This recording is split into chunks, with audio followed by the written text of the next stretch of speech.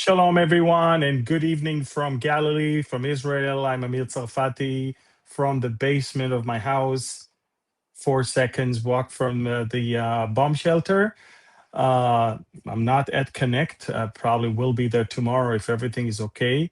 But just so you know, things have calmed down a little bit, but we don't know if it will stay like that simply because there are some conflicting statements coming from both Iran, Washington, and Jerusalem.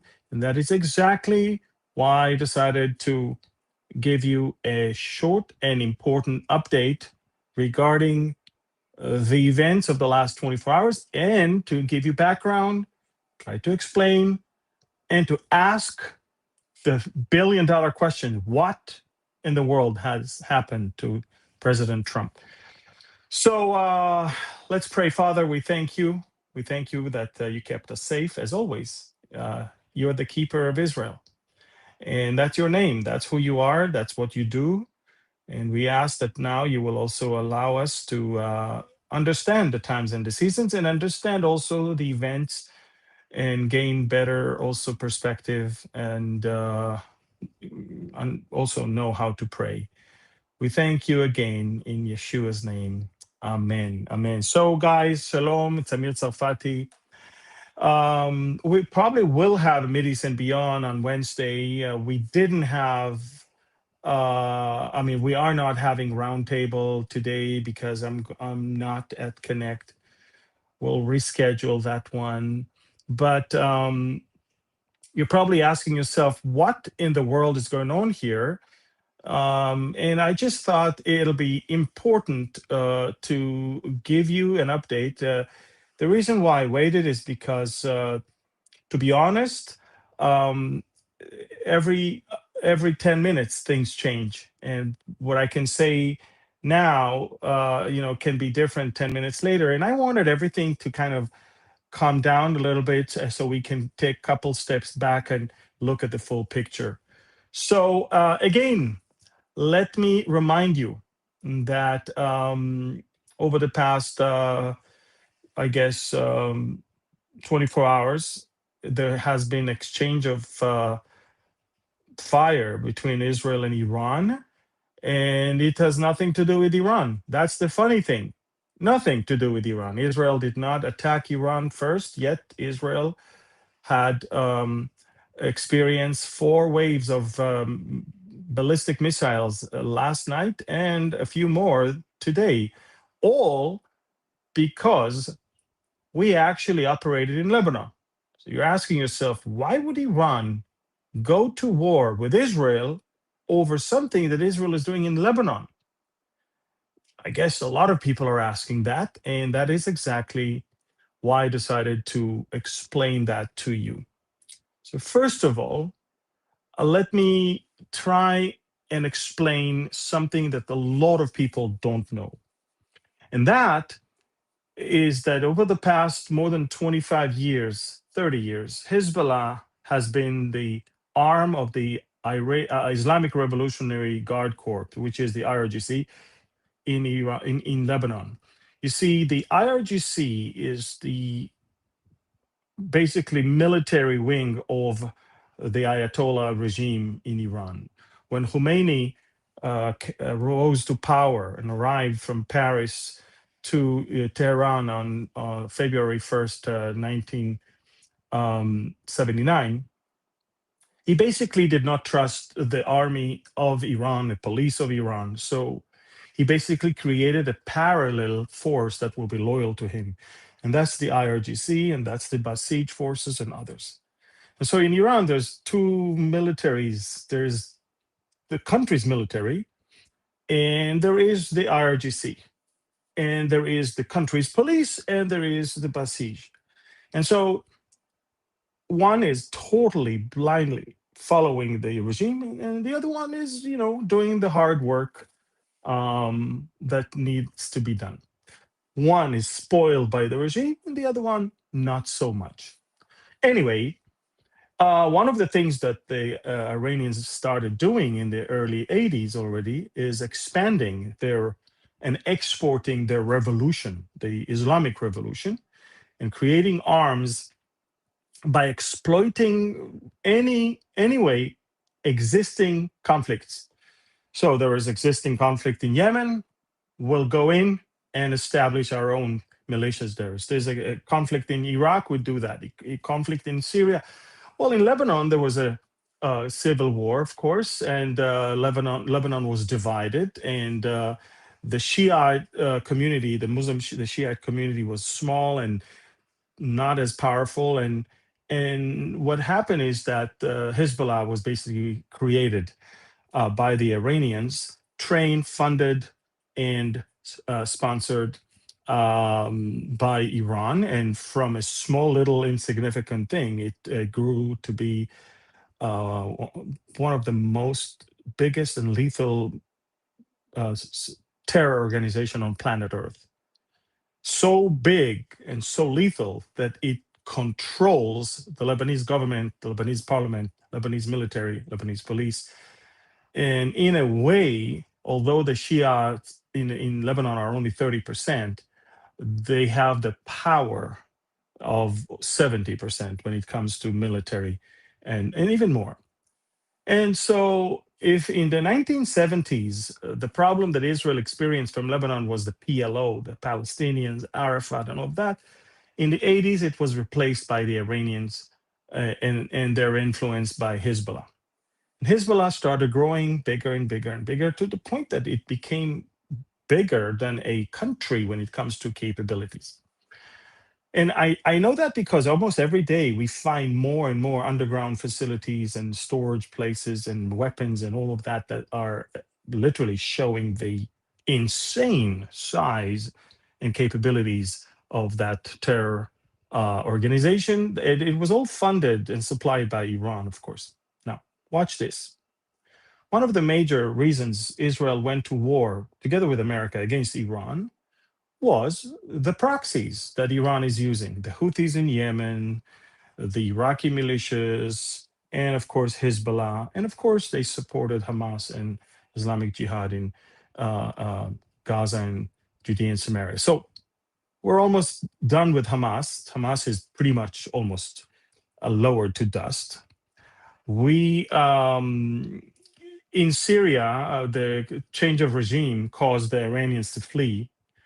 And now we're left with the Houthis and the Hezbollah, or if I may say, Hezbollah and the Houthis.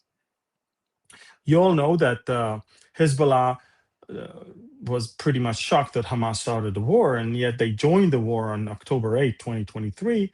And only in the summer of 2024, Israel was free to move up to the north and take care of that terror organization. And ever since we were conducting some major operations there. Towards November of 2024, there was a ceasefire that agreed by the Biden administration. And then when President Trump took office, the ceasefire kind of remained intact until, and Hezbollah didn't shoot anything. And that was, of course, until the war, the Roaring Lion operation that started on February 28th. And a few days into that, after Ayatollah Khamenei was assassinated, was eliminated by Israel, Hezbollah decided it's time to get back and attack Israel. Israel began a military operation to clean southern Lebanon from Hezbollah so we do not have anymore any threat of invasion into Israel by the Radwan forces. And also, Israel attacked all the headquarters in Beirut. In Beirut, there's a whole district called the Dahye, which is the southern part of the city, including the airport and all that area, which is mostly Shiite area, housing 900,000 or 950,000 people. And that's their stronghold, the Dahye. In fact, Hezbollah has three strongholds in Lebanon. It's the southern Lebanon, where all the Shiite villages that were really cross-border right next to us. Then there was a Dahye in southern Beirut. And there was the eastern, the valley called the Bat'a Valley, where Hezbollah was born, and that's where they store all of their heavy weapons, rockets, and drones in the Bekaa Valley. And everything was okay until negotiations began between Israel and Lebanon. The country of Lebanon, the government of Lebanon realized that their biggest problem is not Israel, because Israel has no territorial demands from Lebanon. In fact, we would love to live in peace with Lebanon. We would love to have embassies and tourism and collaboration. But the problem is that as long as you have a terror organization that controls your country and exploits all the southern part that is next to you, you can't do that. You have to clean it. You have to disarm them. You have to dismantle them. The Lebanese army is too weak. 30% of the Lebanese army soldiers are basically Shia Muslims, and they are compromised. They're sympathizers of Hezbollah, and they're collaborators with Hezbollah. So there's a lot of corruption. There's a lot of collaboration with Hezbollah. So the Lebanese military cannot do that. So who else can do it? IDF. Now, when Iran and Hezbollah realized that the IDF is advancing in southern Lebanon and moving more and more and taking more and more land, and by the way, this time, unlike any other time before, we raise every house that was basically a military outpost. Every place where Hezbollah was hiding, operating from, or storing weapon is now leveled to the ground. So I'm talking about almost 80 villages are gone. And we're moving towards towns and cities right now in the south, which are the strongholds of Hezbollah. And they lose a lot of assets. They lost the before, we talked about it in the last Middle East and beyond, the big uh, Crusader fortress on that range overlooking the whole area, 4 kilometers away from the Israeli border, right beyond the Litani River. And the reason why I'm saying that is we just exposed there a monstrous underground facility, which I posted on Telegram a couple days ago. And in other words, every time we advance, we expose more and more and more. Guys, the weapons that we found and the underground facilities that we found would put to shame countries' military capabilities. It's unbelievable. Now, having said all of that, something happened yesterday. Now, pay attention to what I'm about to say. Um, First of all, you have to understand, and allow me to use my glasses. We prepared quite a few things for you to see. First of all, from silence to leverage, why Iran ignored 3 strikes and only reacted now. In other words, um, we want to remind you, and I'll put this timeline for you so you understand. On April 7th, Israel and Iran arrived at the ceasefire agreement. And ever since, President Trump is daydreaming on a deal with Iran. It's been 60 days so far, and they drag him and drag him and drag him, and there is nothing. And you'll hear why in a few seconds. And throughout that time, Israel struck and eliminated on April 8th in Beirut Ali Yusuf Harshi, and then in April 21st, there's an extended truce. And on May 6th, we attacked the Radwan force commander Malek Balut. We eliminated him in Beirut. Then on May 28th, IDF struck the Dahye, and Ali al Hussein was eliminated. And he was actually part of the Iranian brigade. Uh, and as you can see, we struck Beirut already a few times, and the Iranians did nothing. But the thing is this: a few days ago, Israel and Lebanon announced officially on what appears to be a formal ceasefire that allows Israel to stay in southern Lebanon in order to clean the area, but also manages to basically say Lebanon and Israel have agreement, not disagreement. We want to have peace. And the Lebanon Lebanese president even said Iran is using Lebanon as a bargaining chip in their negotiations with the United States. It's unacceptable. Hezbollah must understand that to solve this problem, there is no other way but to sit and talk. Basically, we don't want to sit and talk. We want them to disarm. They don't want to disarm. Okay. And so basically, what happens is that one have to ask himself, what happened yesterday? Well, the Iranians, after they saw that the Lebanese government is talking to us and Hezbollah was kind of left out of this whole equation, Iran said, wait a minute, if Israel will attack in Beirut, once again, we will attack Israel. Excuse me, we have a problem with Hezbollah, not. Of course, we have a problem with you, but you guys sit quietly and talk with President Trump. We have a problem on our border. Well, guess what? Israel said during the ceasefire agreement that we will stay and attack only in southern Lebanon. But if Hezbollah will cross the border with rockets and drones into Israel and attack Israeli civilians, not soldiers, Israeli civilians in towns and villages, we'll strike Beirut. And that's exactly what happened yesterday. Everybody knew that Israel will strike Beirut if we will be attacked. And guess what? The Iranians told Hezbollah, shoot rockets towards northern Israel.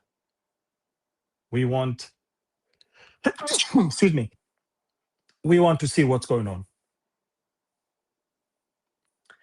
And sure enough, Israel struck the Dahye in Beirut. Now, we didn't kill anyone important, or we just made it clear.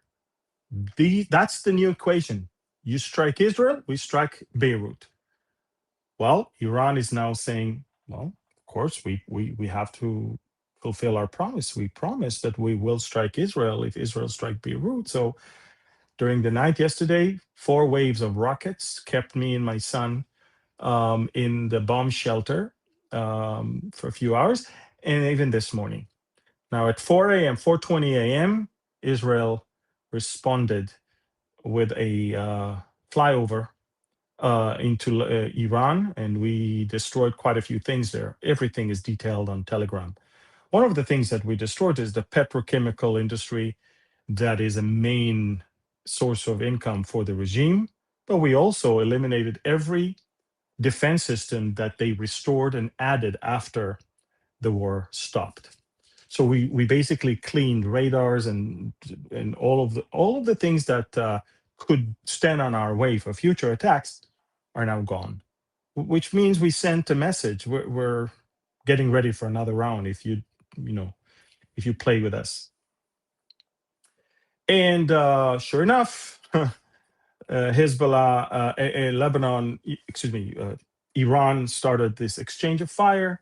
Israel decisively uh, reacted, and this is the first time after the Israeli strike that the Iranians are not striking again, and they actually said, "Okay, that's it." But they said something very interesting. They said, "That's it, but if Israel will strike southern Lebanon again, we are going, or Beirut, we will strike even more forcefully." Now you have to understand all of that. And I wake up in the morning to see what the Israeli ambassador basically wrote, and he said, Iran fired, and that's before there was a new wave of rockets this morning. He says, Iran fired 11 ballistic missiles at Israel today. He wrote it last night in America. Each one of those missiles can level an entire neighborhood and kill hundreds. He basically says, don't look at the outcome, look at the intention. Because nobody died, that doesn't mean that we need to overlook this. A lot of people could have been dead. And then he says, no self-respecting country in the world would tolerate such an attack, and neither will Israel.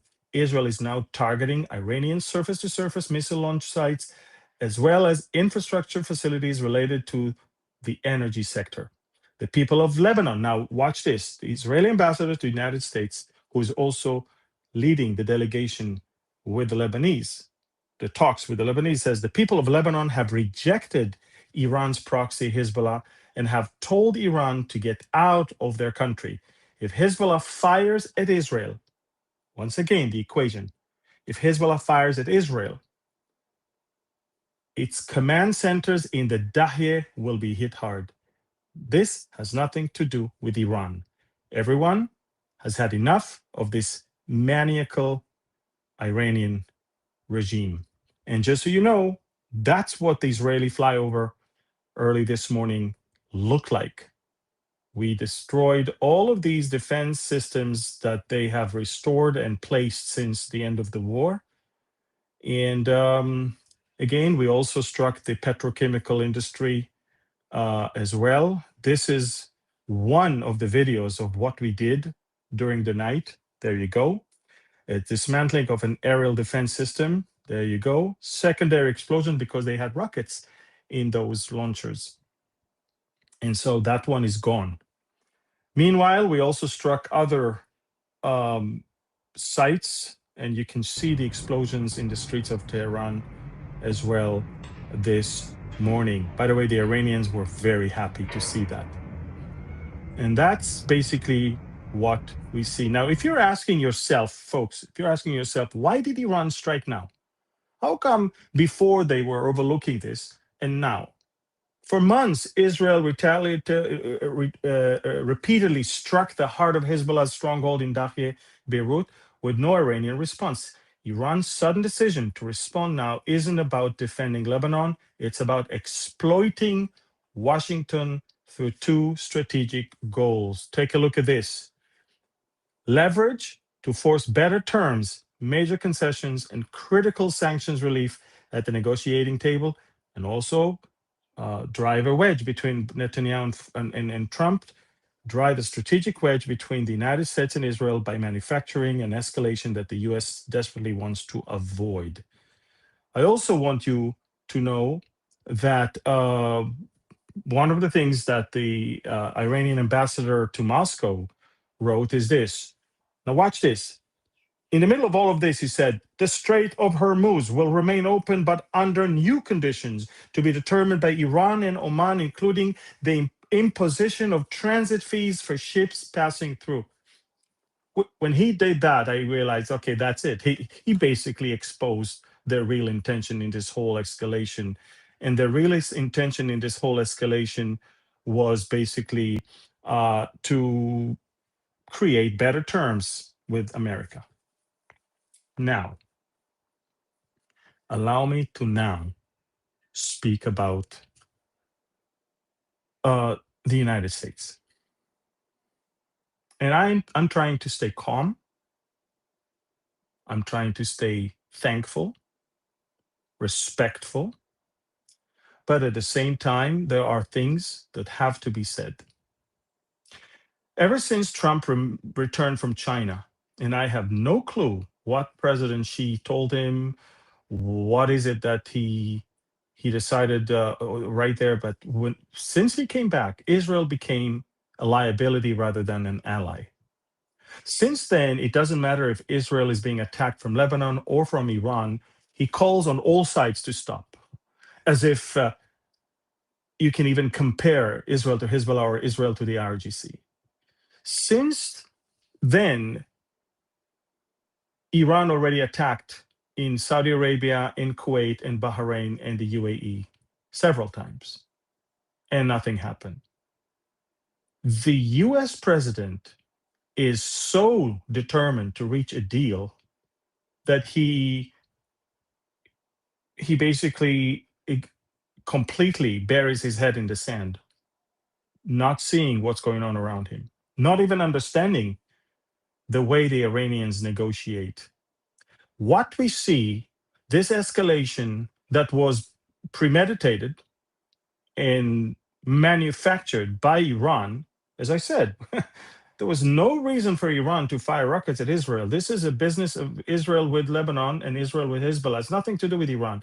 This whole escalation is so there will be an exchange of fire, that there will be a a danger of a prolonged war, that the price of oil will go back to over $99 a barrel, and then that will cause Trump anxiety. So he will, in his attempt to strike a deal, he will make more concessions and he will agree to more of the Iranians. So now, let me show you how pathetic it is, because people need to understand this is the difference between the Iranians and the American positions. First of all, the Americans are saying, we're not paying you a dime to start talking. You're not getting any reparation, any money. The Americans are saying, we're not freezing your assets until we see results, until you start dismantling your nuclear program. America demands completely nuclear shutdown, give us all the enriched uranium, and dismantle all of your enrichment facilities. The Americans are not going to give them any guarantee. If you don't collaborate, we're going back to war. We're not going to give you a guarantee that we won't come back to war. And of course, regarding the Strait of Hormuz, what was is what should be, which is it's a free waterway for all. No one has the right to start charging tolls and have control over it. Well, the Iranians are saying exactly the opposite. We want war reparation. We want money. We want assets release. We want nuclear rights. They want to continue and have the possibility of enriching uranium. They don't want to give up their enriched uranium. They want a total ceasefire, even in Lebanon. They don't want Israel to fight our enemy. They tie Israel into this whole thing. And of course, they want to control, as you saw, they want to control the Strait of Hormuz and cash it. It's a milking cow. You can imagine the billions of dollars that they will make every year from controlling and charging a million or $2 million per ship. So basically, if you really think about it, if there is a deal, and I have to make it very clear to all of you, the IRGC, the Shiite ideology, will never allow them to give up their rights to enrich uranium, will never allow them to appear as if they capitulated, will never allow them to even tolerate any Western civilization around them. That's why they want all the American troops out of the UAE, out of Bahrain, out of Kuwait, out of Qatar, out of everywhere. Now, just so you know, the Qataris, those snakes, and even the Saudis are paying hush money to Iran so it won't attack them. Because you have to understand something. Saudi Arabia is completely dependent on its energy sector. Not only that it needs the energy sector to make money, but it needs the energy to sustain itself.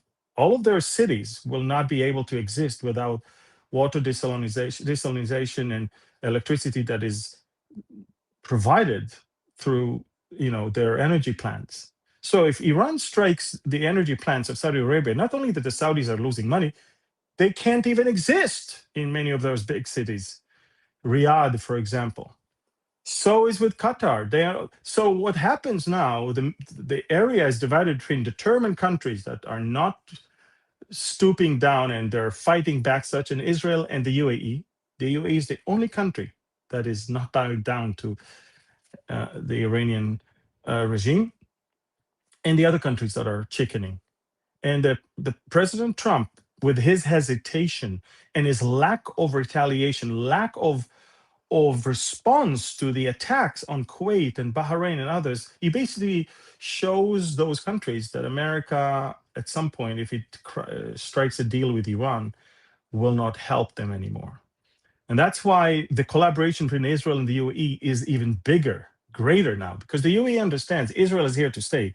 America will not stay here. They'll leave. So we need to increase collaboration.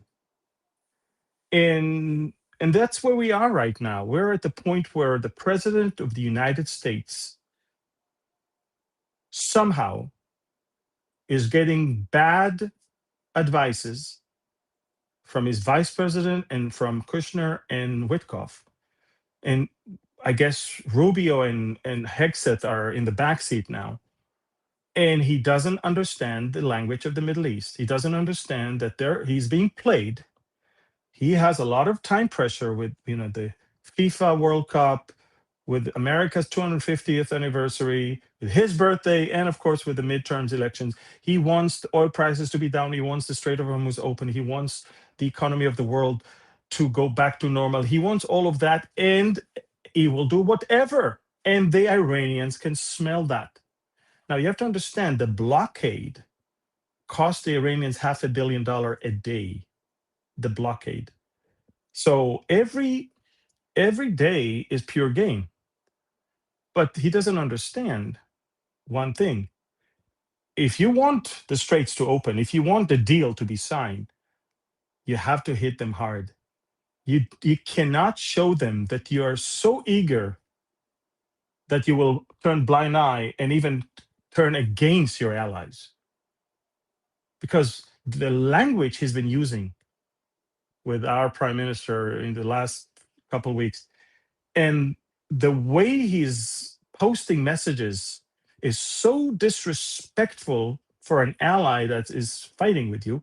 But beyond that, it shows that Israel, from an ally, turned into liability in the Iran issue. Now, listen to me. I know the Iranians well. I know I know their ideology. There will never be a deal unless America will capitulate. That's it. So Israel is not the one that causes America not to have a deal. Trust me, it's not us.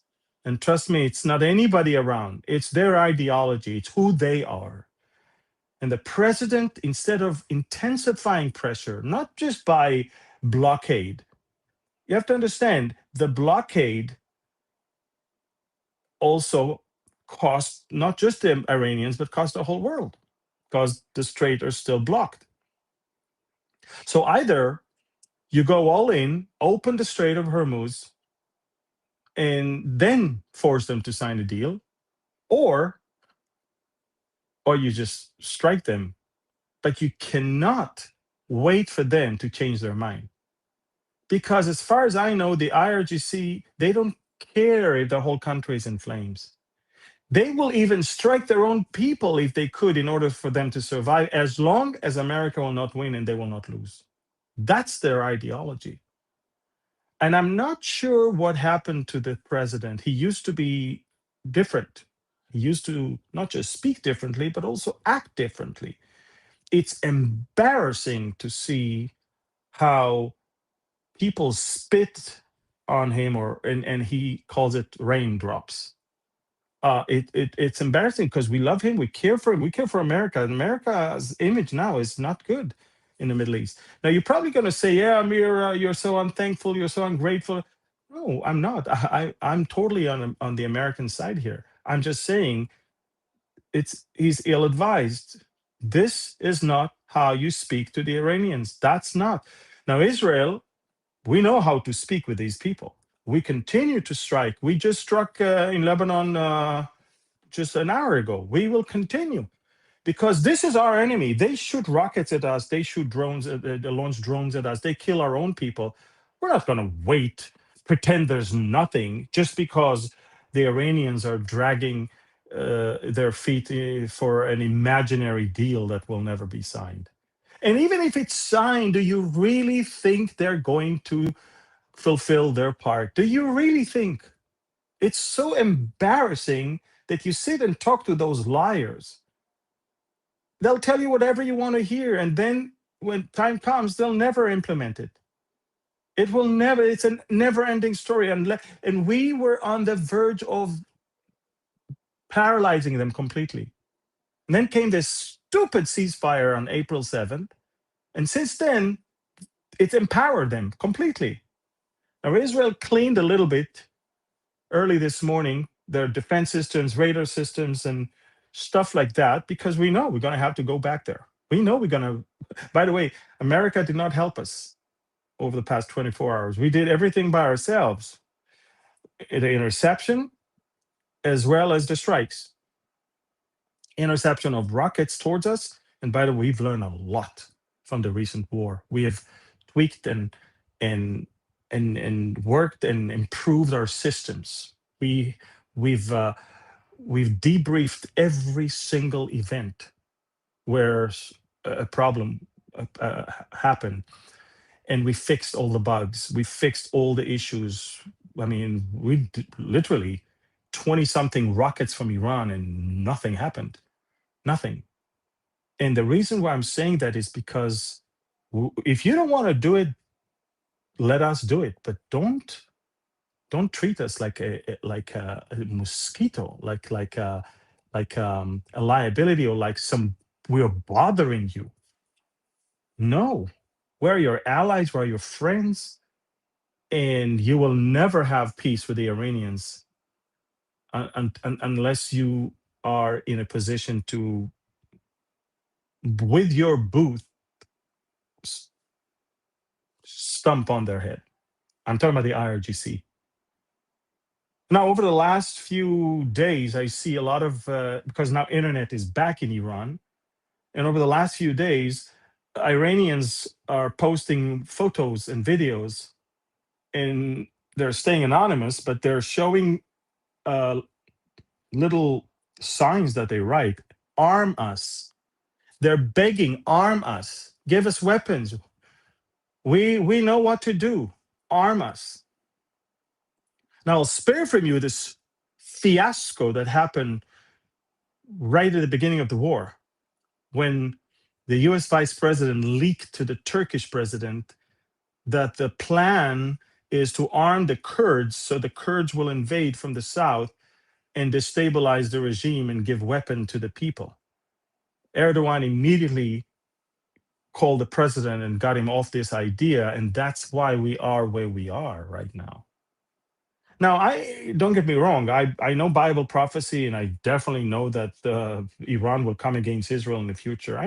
I understand that, but that doesn't mean that we need to sit and allow them to do what they want right now. We need to always do the right thing. We need to always fight the good fight. We need to always strike if needed, and we should never capitulate to this evil, satanic, diabolic regime. So, and the most shocking thing is to hear that Israel needs to stop and Iran needs to stop. Israel needs to stop and Hezbollah must. We're we're being put together as if it's the same. And then the president a few days ago said, "If I wasn't there, if it was not for me, Israel wouldn't exist." Now, if there's these type of things, when you say that, I don't envy you. These are the type of things that are not good for any world leader to say if he is God fearing.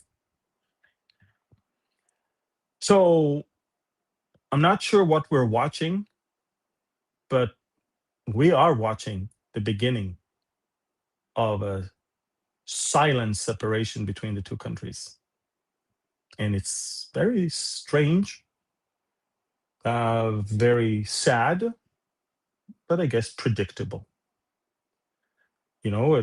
As a Bible teacher, I know that nobody's going to come and stand and help Israel in the coming war, the next war. So what's going on? It seems like we are watching already that separation. Very interesting. So I just I want to just explain to you how Lebanon is being used by Iran as a way to leverage, gain leverage in this negotiations with America, and as a way to drive a wedge between Israel and America. And the poor Lebanese, they don't want to play that part. They most of I just posted on Telegram, and by the way, a lot of you, I don't know if you understand how important it is to follow us on Telegram. And that QR code that you see on top of the screen, this is the way, guys. This is the only way you can get news. I'm telling you, A lot of people are leaving Telegram because they have hard time. They don't understand how to deal with that. We're going to address that and help you. But I want to tell you something. This is where you get unfiltered news. But I just posted um, uh, a message that and here it is. That's the post. This is a paper, okay, that the Lebanese Christians left for the IDF, and they left that in their house. And while Israel demolishes the near border Lebanese Shiite villages used by Hezbollah as their front outpost, the Christian villages are left untouched. And look what they said. Hello, dear. The Christian Lebanese. By the way, their F-16 is flying right now. About. Hello, dear. We are Christian and we love you. And we thank you for empty Lebanon from the yellow, from Hezbollah. Please keep our house because no one helped us to renew renewed. We have children and no money, and now we need to leave safe. Please let us back. Thank you. Basically, they're saying, guys, we had to leave because there's war, but please don't destroy our house. We love you. We're Christians. We thank you for clearing this area from Hezbollah. Hezbollah is exploiting us also. Please don't, we don't have money to have to rebuild a house. And by the way, those Lebanese Christian villages are untouched. We leave their houses. They were not used by Hezbollah and they're not sympathizers of Hezbollah. And why would we touch it? But they love us and they thank us.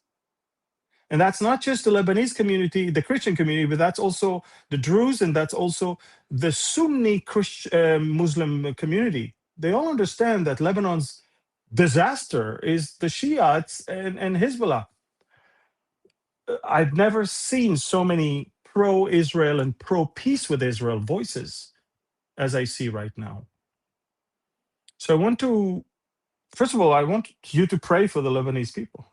They're being caught there in this crossfire and they're being exploited. And also pray for us that we will stand our ground and not capitulate. And even if it's a friend like President Trump, when it comes to say, no, sorry, but we need to do it, we will do it. I'm sure that President Trump prefers that we do not strike in Beirut and prefers that we will not strike in Iran. But hey, we warned them, don't shoot at us. And they did. What do you expect us to do? Sit and act if nothing happened? Just because nobody got hurt? Because we have great defense systems? We need to stop doing that. Those huge ballistic missiles can wipe out a whole neighborhood. The reason why they don't is just because we invested billions and we worked so hard to get defense systems, which by the way, we sell to the whole world because we care about our people. We don't build underground tunnels for terrorists. We build shelters for our people and we build defense systems. And so the president cannot say, oh, nobody got hurt, so let's finish with it. No. 20 ballistic missiles could wipe out a whole city in Israel. Well, let's ask, what if 20 ballistic missiles would have been launched from Mexico towards America? Would America do nothing just because nobody got hurt? Of course not. No country in the world is expected from us, is expected to do what we are being expected to do, which is nothing. So those pre-October 7th days are over. We're different people. We don't close our eyes to rising danger, emerging danger. We don't close our eyes to the enemy. We take our enemy seriously. And when they shoot at us, we go in and we take care of business. That's it. And I think every country should do that. If terrorists knew that there would be such an opposition, they would think twice before they do things. So pray for the president to open his eyes, to get good advice, also spiritual advice. Don't talk like that. Don't talk as if you're God. Don't put yourself above God. don't say that without you Israel wouldn't exist, when you know that he that keepeth Israel neither slumbers nor sleep, that the God of Israel is the reason why Israel exists. It's not Netanyahu, it's not the IDF, it's certainly not Trump or the military of the US. It's the Lord God of Israel. Don't do that. So he needs spiritual advice, he needs a good political advice, and he needs to listen to Marco Rubio more than he listens to JD Vance and his businessmen around him. This is not business. A deal. I want a deal. Well, what deal do you want? That they say we will not develop nuclear weapon, and then you know they will. That they say we will never purchase nuclear weapon, but you know they will. What? How do you think their word can even mean anything when their ideology tells them to do that? And that's it. So pray for President Trump. Pray for the Prime Minister of Israel that has to deal with both our enemies and friends that are turning on us. Also pray for the Lebanese people. And pray for the brave Iranian people that are asking, arm us, give us something. We know what to do. So many good people suffer and the bad people get, reminds me, every Shabbat, the Jewish people are reading in every synagogue. They're reading Psalm 92, which is the only psalm that was written for the Sabbath day. I don't know if you know that. A psalm is sung for the Sabbath day. And it says this: Lord, how great are your works.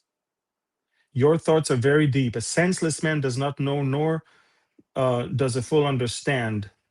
When the wicked springs up like grass, and when all the workers of iniquity flourish, it is that they may be destroyed forever. So sometimes in the temporary, we see the wicked spring up and the workers of iniquity flourish. But in the eternal perspective, they will be destroyed. So sometimes we're very frustrated when the bad guys are having their way and the good guys are suffering. But I want to remind you that there is a God and he will judge, and the wicked ones are destroyed forever. And the eternal is far more important than the temporary one. So pray, and I'll keep you posted as much as I can with more. But I want to encourage you to pray for President Trump to open his eyes. Pray for Netanyahu. Pray for the people of Lebanon, the people of Iran. And pray that evil will always be defeated. And at least pray that the good guys will always take a bold stand against the evil ones. That's it. That's it. Don't let somebody exploit you and just to use others as leverage. And don't turn on your friends and your allies. It's very important. Good. Please share this video with as many as you can. Thank you. And by the way, we started today the promotion for my book, The Elijah Mandate. Guys, it will bless you so much. And if you have unbelieving friends and family members, please get it for them. You'll see why when you read it. You'll cry. The Elijah Mandate book.com is where you can get a hold of it, either on Amazon or Christian Book. Again, the Elijah Mandate book.com. One word, the Elijah Mandate book.com. And let's make it a bestseller. Let's, by the way, Hobby Lobby will also have it in all of their brick and mortar stores. Let's get it. Let's pre-order it and let's get it out there to all people around. It's a two coffee, uh, two, two, two cups of coffee, and you get to do a good thing for yourself and for your family and for people around you. Also, thank you for those who prayed about donating to Behold Israel. We need it. We have a lot of expenses with Connect and traveling around the world. We thank you for responding. Go to beholdisrael.org and find ways if you want to continue and help us. Thank you. God bless you. And shalom from Galilee, from Israel. Bye bye.